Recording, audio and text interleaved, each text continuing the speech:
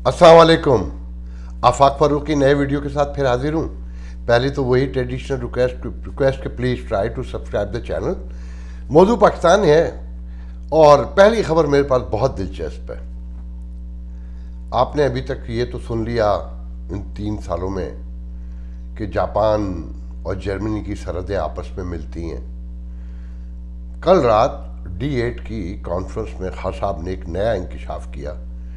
आपने अंग्रेज़ी की मशहूर सेइंग सुनी होगी, there is nothing permanent accept change.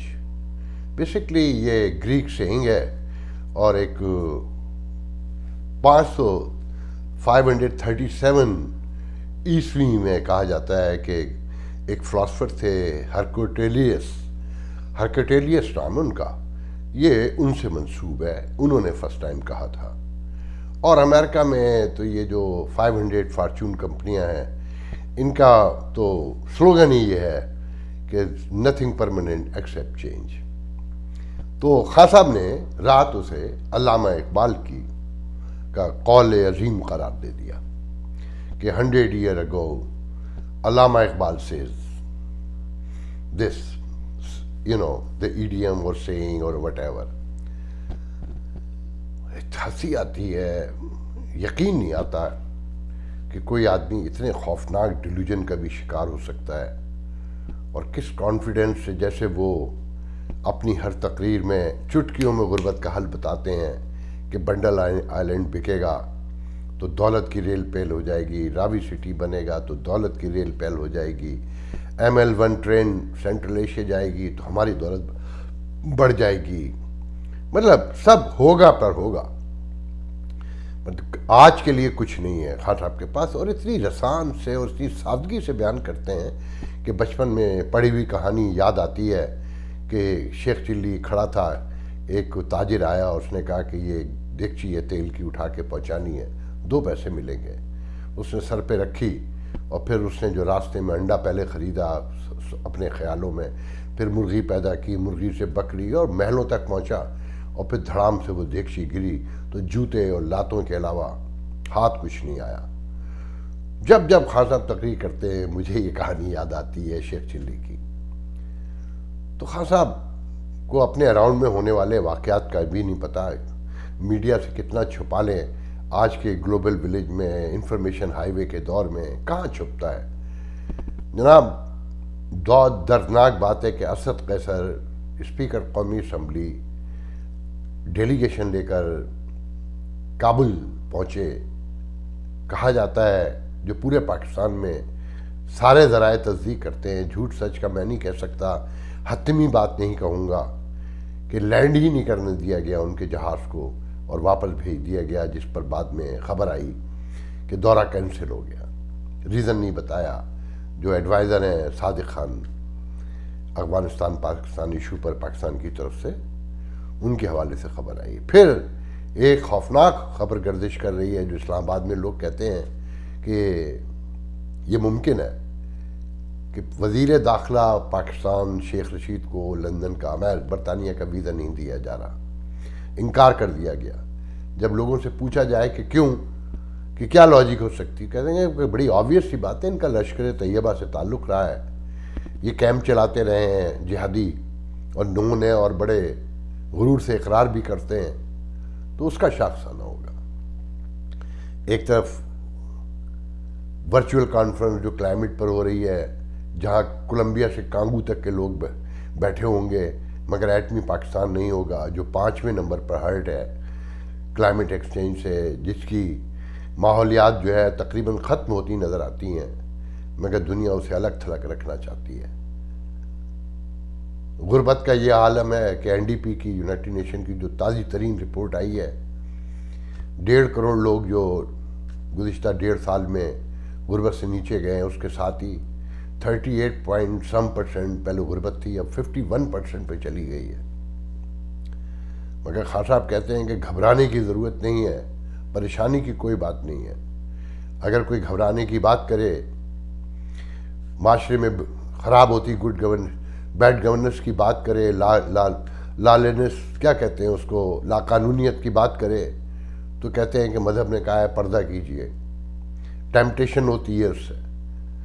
عجیب دنیا ہے، عجیب ماحول بنا دیا گیا ہے کہ وہ شخص جو ساری عمر عیش کرتا رہا، آخری عمر میں آ کے ایک عام لوگوں کی طرح، جو ایک مت ہے ہندوستان میں مذہبی حلقوں کی کہ جن کے نوجوان ساری عمر عیش کرتے ہیں، جب آخری عمر میں آتے ہیں تو آقا مدینے بلا لو.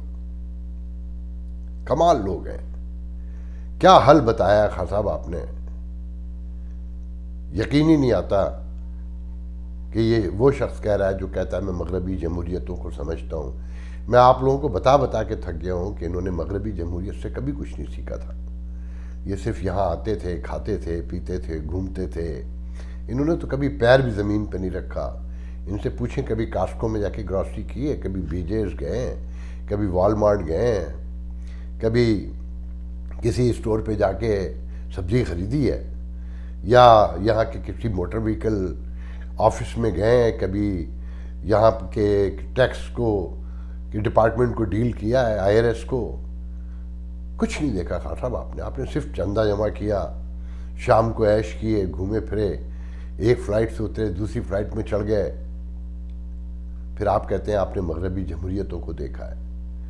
جب پورا برطانیہ لندن کے میئر صادق کو سپورٹ کر رہا تھا تو آپ اپنے سابق سالے کو سپورٹ کر رہے تھے. آپ کو تو پولیٹیکل سائنس کی بیسک بھی نہیں پتا کہ کہاں کیا کرنا ہے. صرف تعلقات کی بنیاد پہ، اور وہی تعلقات کی بنیاد پہ آپ ندیم بابر کو لائے، اربوں روپیہ لٹوا کے آپ نے بھجوا دیا اسے واپس. عامر کیانی کو لوٹ مار کے بعد آپ نے پارٹی کا سیکرٹری جنرل بنا دیا، اور ہر آدمی پیسے بنا رہا ہے. ایک طرف کراچی میں آج 5 سزائیں سنائی گئیں نیب سے کے ڈی اے کے ڈائریکٹر کو اور 5 لوگوں کو. اس پر کل مجھے رات ایک صاحب نے فون کر کے کہا کہ آج ٹیلی ویژن پہ نظر رکھیے گا، کراچی کے 5 اردو بولنے والوں کو سزائیں دی جائیں گی. میں بڑا حیران ہوا. میں نے کہا یہ جب انہوں نے بتایا تو میں نے کہا کرپشن میں تو سزا ہو سکتی، کہنے کہ آپ کے خیال میں ایک رات پہلے مجھے پتہ ہونا چاہیے. اس پہ میں بہت حیران ہوا. میں نے پوری رات ٹی وی واچ کیا اور عین بالکل ان کی کہی ہوئی بات پر 5 لوگوں کو سزا ہوئی. اور اس وقت ایک خبر ساتھ میں جو مین چل رہی تھی کہ سپریم کورٹ کراچی رجسٹری نے سب کو لائن حاضر کیا ہوا تھا، پوری سندھ حکومت کو، کمشنر کو، اور یہ بتایا جا رہا تھا کہ ایک روڈ کے اوپر ایک بہت بڑا پلازا کھڑا کر دیا گیا مین سڑک پر. اور پتہ چلا کہ کراچی کے ہر علاقے کو ایک مختار کار، جسے پٹواری کہتے ہیں میرے خیال میں، ڈیل کرتا ہے. یہ پورا ملک پٹواری چلا رہے ہیں، پورا ملک بیچ دیا انہوں نے، پورا ملک. مگر جو تاثر کراچی میں ان 5 سزاؤں پر ہے وہ یہ ہے کہ پرویز مشرف ہو یا کے ڈی اے کا ڈائریکٹر ہو، جو کمزور طبقے سے ہوگا، لوٹ مار سب کر رہے ہیں، جو کمزور طبقے سے ہوگا سزا اسے ہوگی. کہ مشرف کو 99 سے لائن حاضر کرنے کی بجائے 2007 سے کیا گیا ایمرجنسی سے، کیونکہ 99 میں تو اور لوگ بھی شامل تھے نا جو کمزور طبقوں سے تعلق نہیں رکھتے تھے. نواز شریف نے ہاتھ ڈالنا تھا کمزور پہ، کیونکہ لائے اسے کمزور طبقہ کو سمجھ کر تھے. مگر وہ تو فوج کی ایک اپنا نظم و ضبط ہے، کیونکہ بدعنوانوں کا بھی ایک طریقہ کار ہوتا ہے، ڈاکوؤں کا بھی. انہیں پتہ ہے کہ کہاں مل کے رہنا ہے، کہاں جڑ کے رہنا ہے. تو جب جس معاشرے میں یہ تاثر پیدا ہو جائے کہ زبان کی، رنگ کی، نسل کی بنیاد پر سزائیں ہوتی ہیں یا چھوڑا جاتا ہے، مجھ جیسے لوگ بھی کبھی ایمان لرز جاتا ہے کہ جو مجھے یہ یاد آتا ہے کہ D G ranger press conference کر کے یہ کہے کہ ہم نے لانچے بھر کے پیسے پکڑے ہیں، مگر وہ کسی عدالت میں نہ جائے کیس، وہ پیسہ کہیں شو نہ ہو اور غائب ہو جائے سب کچھ. اس میں کچھ لوگوں کو سزائیں ہوں تو حیرانی تو ہوگی نا. یقیناً آپ اندازہ لگائیے کہ پورے ملک میں لا قانونیت کا جو حال ہے، کوئی سوچ سکتا ہے کہ غریب آدمی 5 سال، 8 سال، 10 سال بغیر ضمانت کے جیلوں میں ہے، اور اشرافیہ پہنچتی ہے. کل شوکت ترین عدالت پہنچے کہ نیب کے میں جو میرے مقدمات ہیں وہ فوری نپٹائے جائیں. اسی وقت سماعت شروع ہو گئی جی، اور پھر فیصلہ آ گیا کہ جی کرونا میں یہ پاسبل نہیں ہے رائٹ اوے، بعد میں آپ کو تاریخ دی جائے گی۔ کوئی حکمران طبقے کا، کوئی اشرافیہ طبقے کا، کوئی بڑا صنعت کار، کوئی دولت مند پہنچ جائے ادارہ تو اسی وقت سماعتیں شروع ہو جاتی ہیں۔ عام لوگ گھسٹ گھسٹ کے مر رہے ہیں، مگر ایمانداری کی بات یہ ہے کہ آپ عام لوگ ہی اصل ذمہ دار ہیں۔ آپ اپنے حقوق کے لیے باہر نکلنے کو تیار نہیں ہے۔ پورا کراچی لوٹ کر کھا گیا یہ پیپلز پارٹی سندھ سے، اندرون سندھ سے آ کے ایک ایس ایچ او فیڈرل بیریا میں آ کے 40 نوجوانوں کو ایک مرڈر کیس میں گرفتار کر کے لے جاتا ہے، 5 لاکھ روپے وصول کرتا ہے، مگر آپ گھروں میں گھسے بند رہتے ہیں۔ آپ سے اتنا بھی نہیں ہوتا کہ تھانے کے باہر جا کر جمع ہو جائے۔ میں اگر واقعات سنانے پہ آؤں تو دنیا شرم سے ڈوب مرے، پوری دنیا کو شرم آ جائے، مگر آپ کو شرم نہیں آتی۔ ضروری نہیں ہے کہ آگ لگائی جائے۔ اگر آپ سمجھتے ہیں کہ آپ کے خلاف ظلم ہو رہا ہے، آپ کے بھائیوں کے، آپ کی بہنوں کے، آپ کے ماں باپ کے، آپ کے دوستوں کے، آپ کے رشتہ داروں کے، محلے والوں کے، تو باہر نکل کے گردن جھکا کے خاموش تو کھڑے رہ سکتے ہیں نا آپ لوگ۔ جیسے عید میلاد النبی کے جلوس میں جا کے نعرے لگاتے ہیں، یا 9 اور 10 محرم کے جلوس میں جا کے ماتم کوٹتے ہیں، تو اپنے بھائی کی مدد کے لیے، اپنی بہن کی مدد کے لیے، اپنے باپ کی مدد کے لیے، محلے والے کی مدد کے لیے، دوست کی، رشتہ دار کی مدد کے لیے گردن جھکا کے بھی نہیں کھڑے ہو سکتے آپ لوگ، تو آپ پھر اسی قابل ہیں۔ آپ کے ساتھ پھر یہی ہونا چاہیے۔ ایک سے بڑھ کر ایک واقعہ روز ہو رہا ہے وہاں۔ مہنگائی ہے، مہنگائی ہے، کیا فرق پڑ رہا ہے آپ پر مہنگائی کا؟ لنگر خانے کھل رہے ہیں، روٹیاں کھا رہے ہیں، آپ مزے لے رہے ہیں۔ اگر مہنگائی جو یونائٹڈ نیشن چیخ رہی ہے یا دنیا چیخ رہی ہے، آپ پر تو اس کا اثر نہیں نظر آتا۔ اگر آپ پر اثر ہوتا تو آپ باہر ہوتے منظم انداز میں، ہیلتھ ورکر کی مدد کو پہنچے ہوتے، وہ جو چھوٹے چھوٹے مظاہرے کر رہے ہیں روٹی کے لیے کے اصول کے لیے، تنخواہ بڑھانے کے لیے، آپ ان کے ساتھ جڑ کے کھڑے ہوتے۔ یہ پی ڈی ایم آپ کو کچھ نہیں دے گی۔ عمران خان کو بھیج کر اس پی ڈی ایم کو لائیں گے آپ،